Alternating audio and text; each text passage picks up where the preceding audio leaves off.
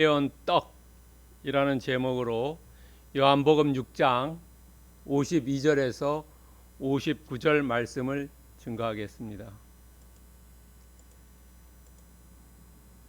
사람은 일생을 살아가면서 한 번은 왕성하게 일할 때가 있습니다. 정말로 식음 전폐하고 일할 때가 있습니다. 먹는 시간도 아까울 때가 있습니다.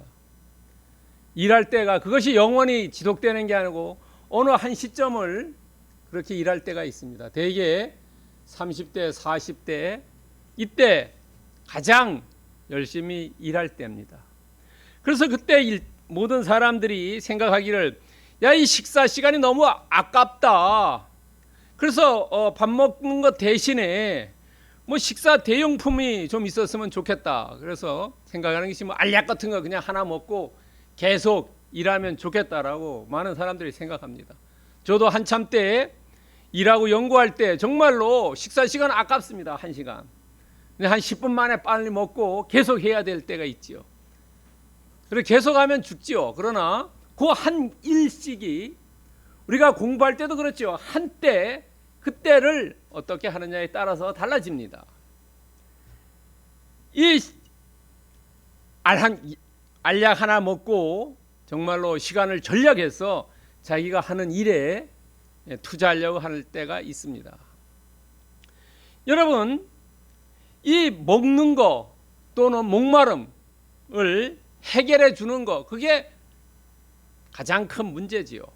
어떻게 해결할 것이냐? 우리가 결국 경제활동하는 것도 먹고 자는 거 해결하기 위해서 그렇죠. 먹는 것이 더 중요하지요. 근데 예수님께서 오병이어 사건을 일으켰습니다. 그런데 오병이어 그 사건을 통해서 사람들은 그 표면적인 것만 봤어요. 여러분, 정치가들이 얘기할 때 그 표면만 보고 따라가면 실패한다 그랬죠. 왜냐하면 그 사람들은 시건을 많이 하기 때문에 그래요.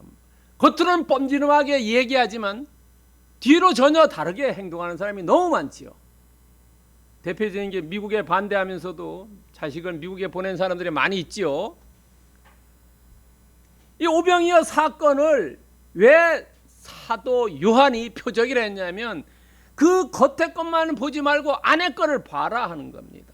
눈이 떨어져야 볼 수 있죠. 우리가 사람을 볼 때도 눈이 떨어져야지 그 사람을 정확하게 알 수 있다는 겁니다.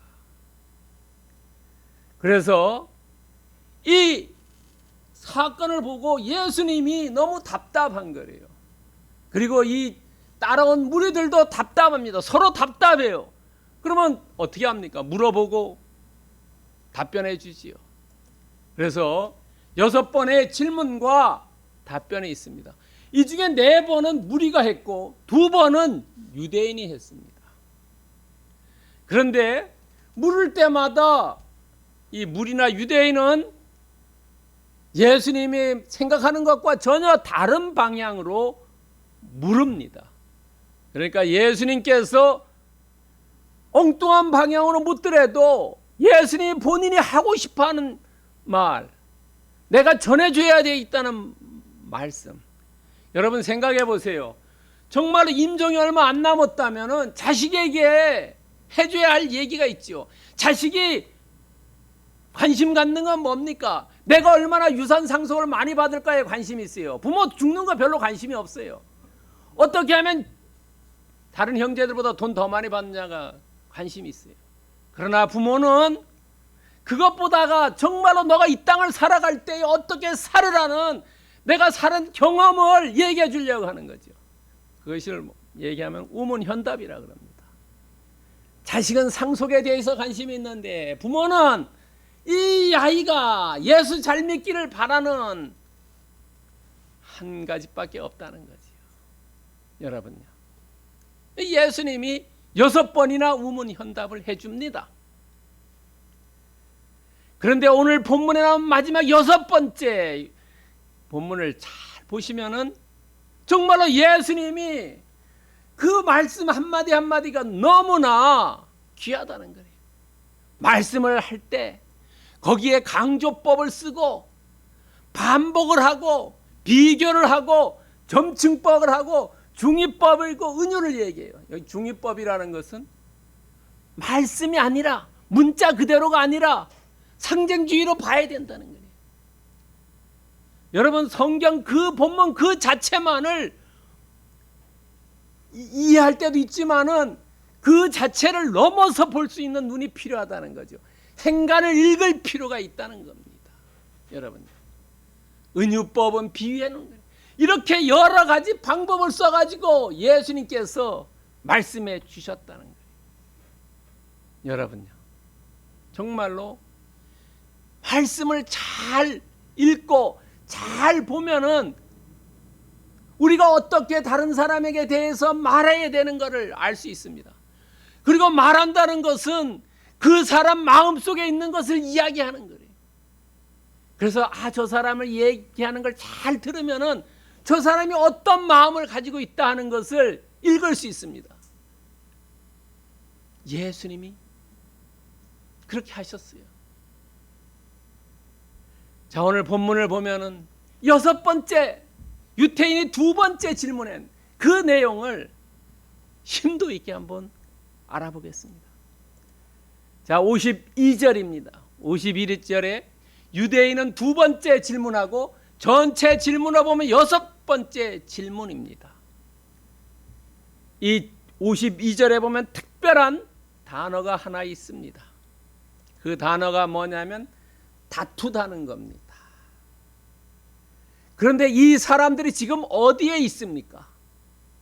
59절에 보면은 회당 안에 있습니다.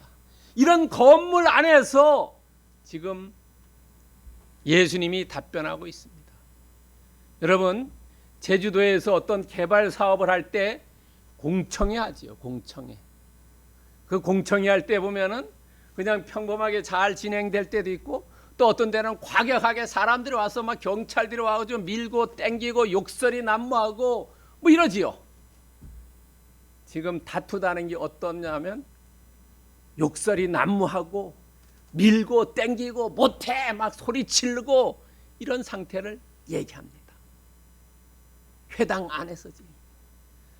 자, 그런 게 어떠냐면 이 다투다는 단어가 헬라어로 어떻게 쓰였냐면 마코마이입니다. 이 마코마이는 사도행전 7장 26절에 보면은 다투다라고 하지 않고 싸우다라고 표현되어 있어요.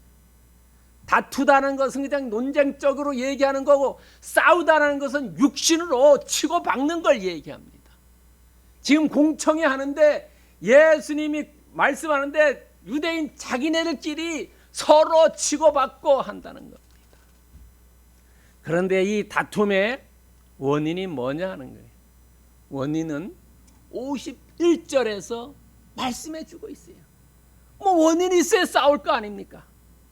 51절에 보면은 야, 예수님께서 하늘에서 내려왔다. 그리고 내 세상의 생명을 위한 내 살이다. 이걸 먹어야 된다. 이런. 야, 이거 이 사람이 식인주의가 아니냐? 식인종이 아니냐? 이렇게 생각했다는 겁니다. 어떻게 사람의 살을 먹냐? 그럴 수가 없다는 거예요. 그러면서 서로 다퉜다 이렇게 합니다. 서로 다퉜다라는 것은 무슨 얘기냐면 야, 예수님의 말씀이 맞아. 예수님의 말씀은 틀린 거야. 이렇게 있다는 겁니다. 그러니까 유대인 중에서도 예수를 믿었던 사람과 예수를 믿지 않았던 사람으로 양분됐다는 거예요. 찬반 양로로 나누어졌다는 거예요. 그래 이제 다투지요. 여러분 의견이 하나만 되면은 싸울 일이 없지요. 가만히 생각해 보세요. 지금 예수님이 나는 하늘에 내려온 사람이며 내 살을 먹어야 돼. 이랬는데 거기에서 일부 사람들은 문자대로 야, 저 사람이 어떻게 하늘에서 내려왔냐? 살을 어떻게 먹냐? 이렇게 얘기했지만 아니야. 그거는 다른 의미야. 이렇게 얘기했다. 중의법으로 이해한 사람도 있었다는 거예요. 그러면서 이 사람들이 유대인들이 뭐라고 하냐면 예수님을 이 사람이라고 칭합니다. 앞에서는 무리들은 뭐라고 얘기했냐면 랍비라고 얘기했고 25절에 보면은 34절에 보면은 주여라고 이야기했어요. 이 사람들은 무리가 얘기했어요. 그러나 유대인들은 랍비나 주여를 사용하지 않고 이 사람이라고 얘기했어요. 이 사람이라고 얘기했다는 것은 조롱하는 겁니다. 여러분, 조롱, 멸시하는 겁니다. 그리고 반어법을 사용해서 이야기합니다.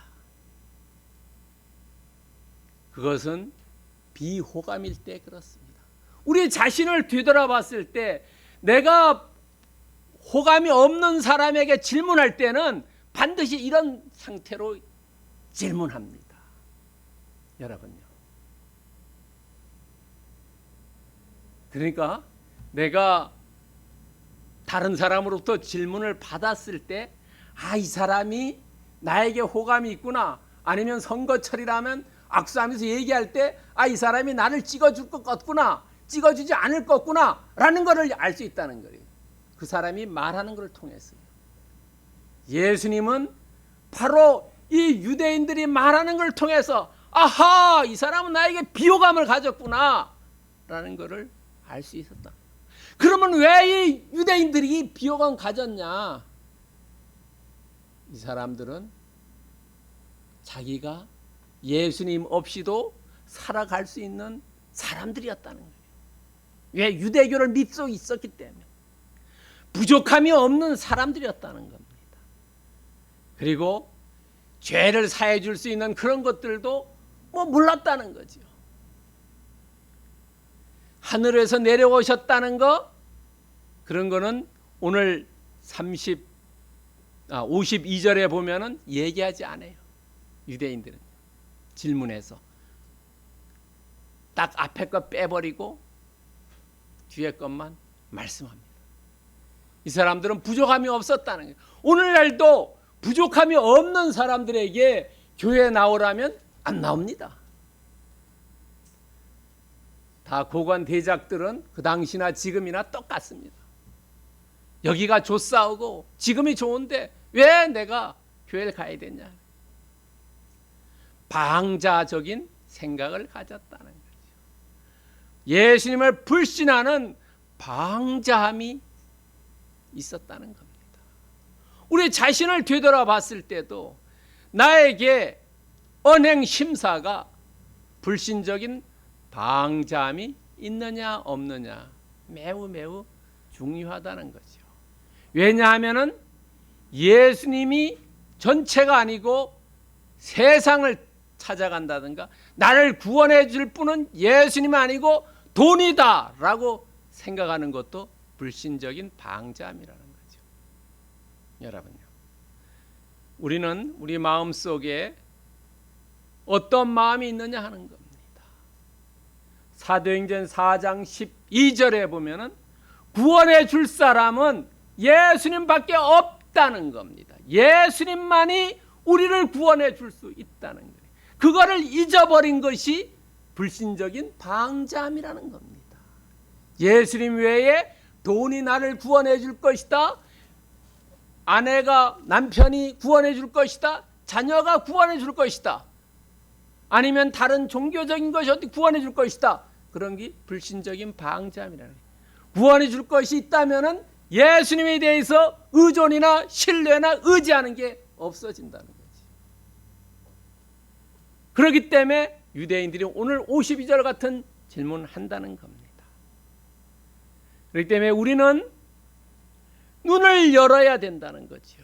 시편 119편 18절에서 이야기하듯이 눈을 열어서 놀라운 것을 보게 해야 된다는 겁니다. 예수님이 그 오병이어 사건을 표적으로 볼 수 있는 눈을 열어달라고 해야 돼요. 우리 자신도 눈이 육신에 가려서 볼 수 없으면은 어떻습니까? 실패하는 결과 있죠. 내 생각대로 내 의지대로 하다가 실패한다는 거지요. 눈을 열어서 정말로 오병이어 사건 뒤에 있는 예수님의 표적을 볼 수 있는 여러분이나 저희의 영안이 열리기를 축원드립니다. 자, 53절에서 55절 말씀입니다. 자, 예수님께서 유대인의 두 번째 아니면 전체적으로 다섯이 아니라 여섯 번째 답변에 합니다.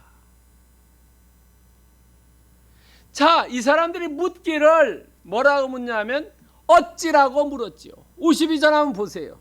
52절 보시면은 이 사람이 어찌라고 해요. 어찌. 영어 성경 보면 how. 어떻게 하늘로부터 내려왔느냐. 그런데 그거에 대해서 예수님께서는 답변하지 않으십니다. 우문현답하시는 거죠. 이거 말 같지 않은 거를 질문하니까 야, 이거 내가 여기에 답변할 필요가 있느냐 하는 겁니다.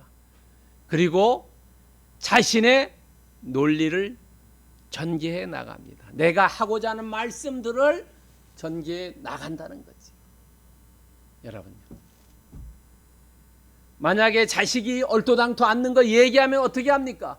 그거 별로 신경 안 쓰고 부모가 하고자 하는 얘기하는 거와 같습니다. 그런 경험이 있지 않습니까? 자녀를 양육하다 보면은 그런 경험이 있습니다. 그러니까 예수님이 지금 그런 상태를 이야기하고 있습니다. 여러분요. 이 유대인들이 얼토당토하는 거 얘기하니까 아하, 이거 아니다. 내가 해야 될 거, 내가 가르쳐 줘야 될 거, 내가 인도해야 될 거, 그거를 말씀해 주시는 겁니다.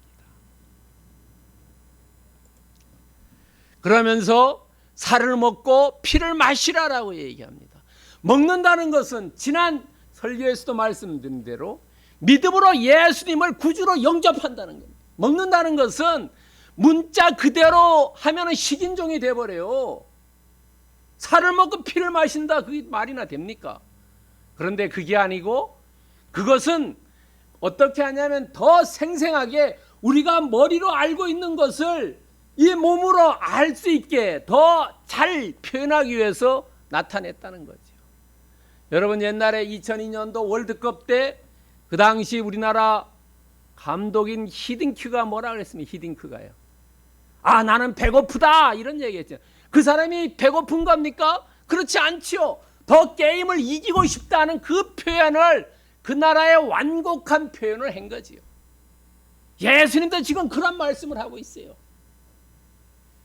살을 먹고 피를 마시라. 그것은 너희들이 제대로 믿으라, 100% 믿어라, 이 얘기를 그렇게 얘기한 겁니다. 상징주의로 얘기하신 겁니다. 그런데 이전에는 조금 다르게 표현했어요. 이 앞에 질문들에는 떡으로 얘기했어요. 떡. 그런데 오늘 본문에 보면 살과 피를 얘기했어요. 살과 피. 저도 본문을 통해서 하나 알게 된 게요. 우리가 십자가 사건만 보면은 예수님이 십자가에 달려서 돌아가실 때 창에 찔리죠. 옆구리 여기요. 창에 찔리는데 그 창에 찔림으로써 피를 흘리지요. 피를 흘렸다. 살이 찢어졌다 하는 겁니다. 그것을 통해서 우리가 죄 사함을 받지요. 근데 십자가 사건만 보면 그런데 그것을 예수님께서 말씀하셨다는 거예요. 오늘 본문에서요. 그리고 그것은 이사야 53장에서 얘기합니다. 이사야 53장은 크리스마스 때 설교하시죠. 어려움을 당한 것이 우리를 위해서 했다. 그것이 같이 연결되어 나온다는 겁니다. 놀라운 거지요. 살을 마시고 살을 먹고 피를 마시라는 그 사건이 십자가 사건과 연결되고 이사야 53장을 통해서 우리를 위해서 돌아가셨다. 나의 위해서 돌아가셨다는 겁니다. 이 대속의 사건을 말씀하신다는, 그 대속의 사건을 너희들이 믿어라라는 겁니다. 우리가 생각해보세요. 왜 예수님이 나를 내 대신 죄를 사했냐? 그런 게 뭐 어디 있냐? 이렇게 생각할 수 있다는 거지요. 그러나 그게 아니다. 내가 너희를 대신해서 벌을 받고 너희의 죄는 다 사해준다 하는 말씀입니다. 그렇다면 우리가 예수님 우리에게 너희들이 먹으라라는데 그 먹으면 어떤 이익이 있느냐 하는 겁니다. 그것을 오늘 본문에서 두 가지 얘기합니다. 하나는 나를 믿으면 영생을 사는 거고 부활한다는 겁니다. 여러분요, 예수님을 믿어야지 영생할 수 있고 부활할 수 있다는 겁니다. 다른 종교는 없다는 겁니다. 영생과 부활. 예수님을 믿으면 영생이 있고 부활이 있다. 여러분, 그러고 예수님의 살은 참된 양식이고 예수님의 피는 참된 음료다 하는 겁니다. 어떤 신학자들은 오늘 본문을 성만찬으로 해석하는 분도 있어요. 그러나 요한복음에는 성만찬에 대한 기술이 없습니다. 성만찬이 교회에서 제정된 것은 1세기 이후입니다. 그런데 참된 음료와 참된 양식이라는 것은 무엇을 대비하냐면 만나와 대비했다는 겁니다. 만나와요. 만나는 일시적인 것이면 참된 것은 영원하다는 겁니다. 여러분, 우리가 물건을 사서 좀 오래 쓸 수 있으면은 괜찮은데 물건을 사가지고 금방 금방 뭐 하려다 망가져 버리면 뭐라고 합니까? 싼 게 비지떡이다 이렇게 얘기하죠. 신경질이 팍 난다는 겁니다. 올바르지 않다는 겁니다. 그 물건은. 음식도 예수님을 믿는다는 것은 그것은 참된 양식이고 참된 음료다. 왜? 거기 영생과 부활이기 때문에. 그러나 다른 것들은 일시적이다. 일시적으로 너희들에게 만족 줄 수 있지만은 영원한 만족은 주지 못한다는 겁니다. 그래서 여러분, 자녀에게 용돈을 줄 때도 살라미 작전을 써야 합니다. 한꺼번에 용돈 많이 주면은 그거 3일밖에 가지 않아요. 용돈 줄 때 1,000만 원을 한 번에 주는 게 아니라 100만 원씩 10번을 주는 걸 훨씬 더 고마워한다는 거예요. 자녀가요. 참된 양식이라는 거예요. 예수님은요. 영원한 기쁨을 주고 영원한 만족이기 때문에 그렇다는 겁니다. 그래서 이 예수님의 말씀에 대해서 53절에서 55절까지는 뭐냐면 너희들이 나에게 모든 것을 걸어라라는 겁니다. 예수님께 다 걸어라. 세상에 이만침, 내가 이만침 그렇지 않고 내 전심을 다해서 예수님을 신뢰하고 의지해라. 거기에 보면은 영생과 부활이 있다. 여러분, 예수님께 다 걸은 사람, 신약에서 두 사람을 뽑으라면은 바나바와 바울이라는 거예요. 사도행전 11장 24절에 보면 바나바는 어떠냐면 착한 사람이다. 그리고 성령과 믿음에 충만한 사람이다. 성령과 믿음이 충만하다는 것은 어떤 사람이냐? 내 모든 것들을 예수님에게 의지할 때 믿음이 충만하지요. 내일 어떤 거 될 것도 생각 없이, 때거리도 생각 없이, 일거리도 생각 없이 오직 예수님이 내 가슴 속에 꽉 찼을 때, 그때가 예수님에게 다 건다는 겁니다.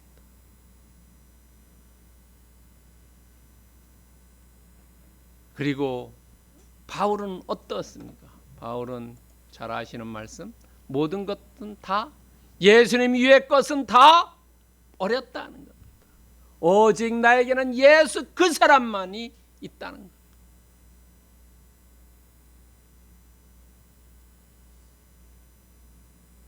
살을 먹고 피를 마신다는 것은 내가 100% 예수님에게 신뢰하고 예수님을 의지한다는 표현이라는 겁니다. 나는 어떤 신뢰도를 가지고 예수님을 따르는가 하는 겁니다. 순도 100%인가 아니면 순도 50%인가 아니면 70%인가 스스로 체크해 볼 필요가 있다는 겁니다. 100%걸 때에 영생이나 부활에 대한 확신이 넘치고 퍼센테이지가 내려올수록 영생과 부활에 대한 확신이 적어진다는 겁니다. 세상을 의지하기 때문에 그렇다는 겁니다. 예수님께서 가난한 자가 천국에 간다는 거예요. 부자는 갈 수 없다는 것이 왜냐하면 부자가 예수님을 의지하는 확률이 낮기 때문에 그렇다는 겁니다. 가난하다고 다 예수님을 의지하냐? 그건 아니지만은 그러나 가난할수록 마음이 가난할수록 예수님을 의지하는 확률이 높기 때문에 그렇다고 합니다. 여러분 우리는 다 예수님을 순도 100%로 믿고 나아가기를 축원드립니다. 세 번째는 56절에서 59절의 말씀입니다. 예수님 여기 여섯 번째라지. 예수님이 두 번째, 유대인에 대해서는 두 번째, 나머지에 대해서는 여섯 번째 답변합니다. 잘못됐습니다. 다섯이 아니라 여섯 번째입니다. 자, 56절에 보면은 상호 내주를 필요로 합니다. 예수는 어른 일방적인 분이 아닙니다. 상호입니다. 상호. 내가 예수님을 100% 신뢰하면 예수님도 100% 신뢰하고 내가 0% 신뢰하면 예수님도 0% 신뢰한다는 거죠. 너가 나를 모른다고 하면 하늘나라 우리가 갔을 때 예수님도 우리를 모른다라고 얘기하는 겁니다. 상호 내주입니다. 상호 임재입니다. 바울은 이 상호 내주를 엔 크리스토라고 얘기합니다. 예수 안에. 그것은 무슨 얘기냐면은 그리스도 안에 있는 사람이라는 겁니다. 56절은 내가 너 안에, 너가 내 안에 있다는 것은 그리스도 안에 있는 사람을 이야기합니다. 그리스도 안에서 있다는 것. 예수님의 생각으로, 예수님의 마음으로 하는 겁니다. 우리가 일할 때 그런 얘기 하죠. 사장의 입장에서 한번 이야기해봐라. 사장의 입장에서 일해봐라. 내가 고용자가 아니라 내가 사장의 입장으로서는 어떻게 해야 할지.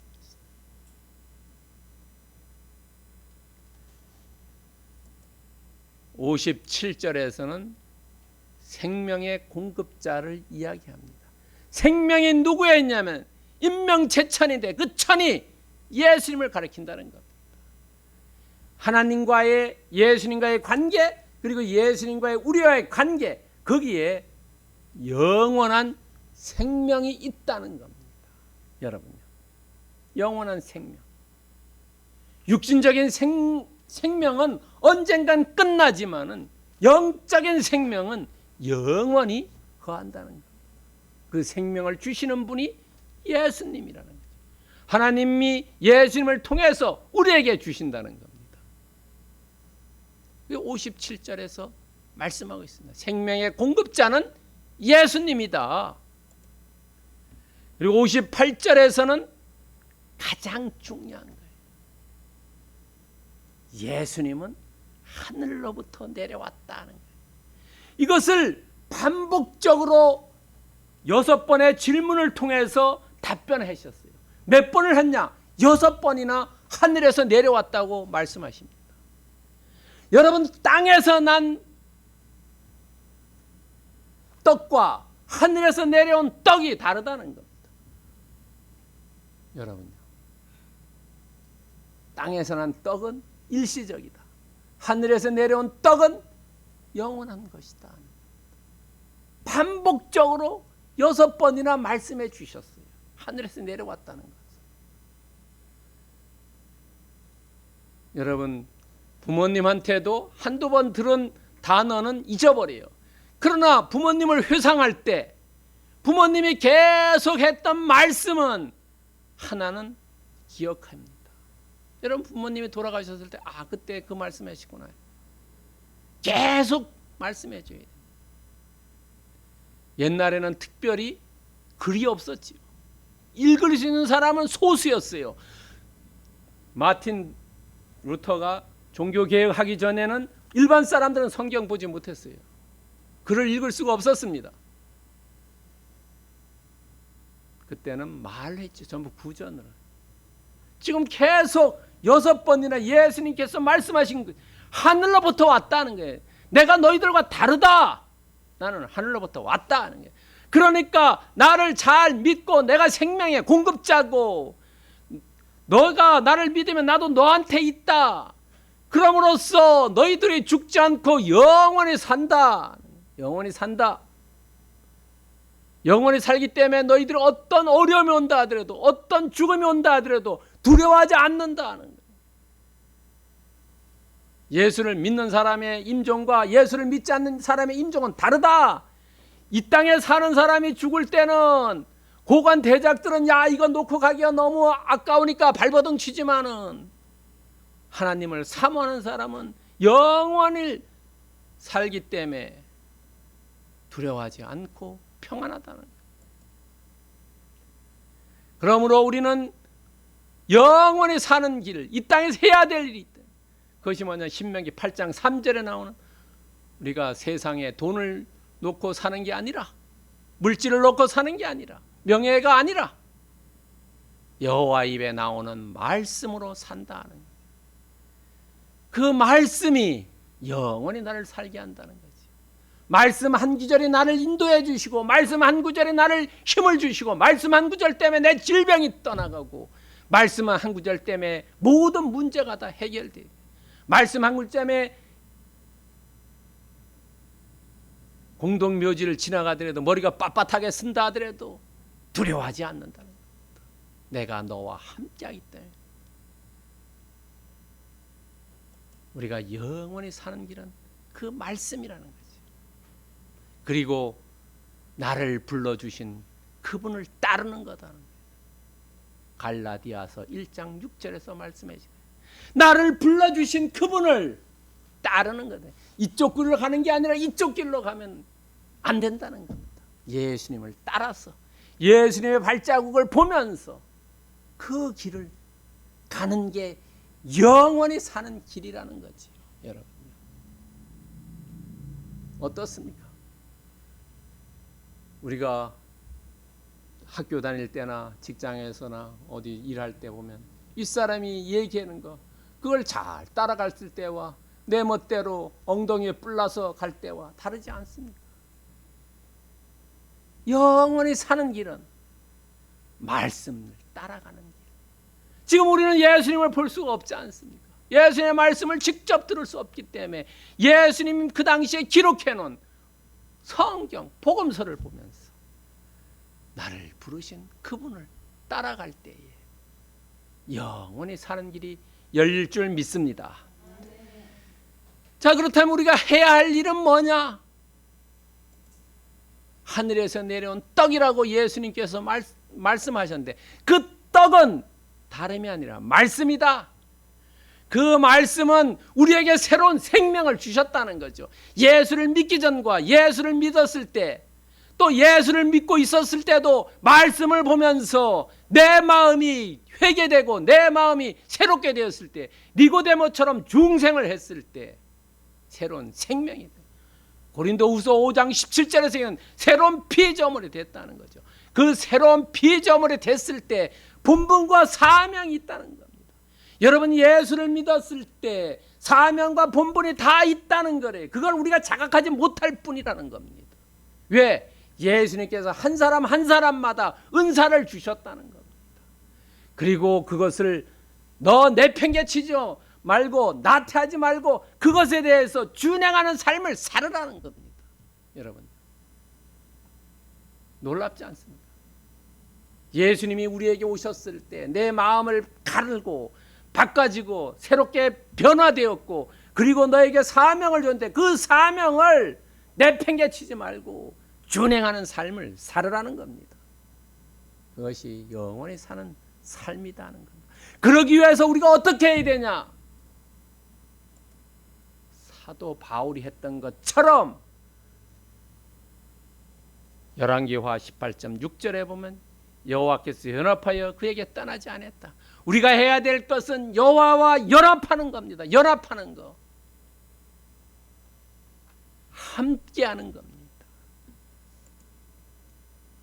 로마서 6장 5절에도 이야기합니다. 연합한 자가 되라. 동행하는 거, 예수님과 함께하는 거, 연합한 자가 되라는 겁니다. 다시 말해서 엔크리스토를 얘기합니다. 예수님을 먹고 예수님을 마시는, 살을 먹고 피를 마시고 예수님 안에 거하는 그런 사람, 그런 사람일 때 새로운 생명이 주어지고 본분과 사명이 주어지고 그것을 준행한 삶이 된다. 그러기 위해서 우리는 예수님과 연합하고 예수님과 연합한 자가 될 때만 이루어질 수 있다는 겁니다. 예배나 모든 분들은 예수님과 연합하고 예수님과 연합한 자가 되어서 예수님이 주신 사명을, 본분을 준행하는 새로운 삶을 사시는 분들이 되시기를 그리스도의 이름으로 축원드립니다. 아멘.